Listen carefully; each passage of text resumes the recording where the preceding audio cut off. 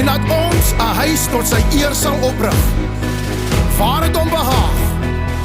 en dat ons aan ons kinders sal sê dat hulle met ons daarin moet deel,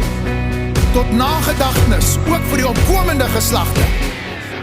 Van die eer van sy naam sal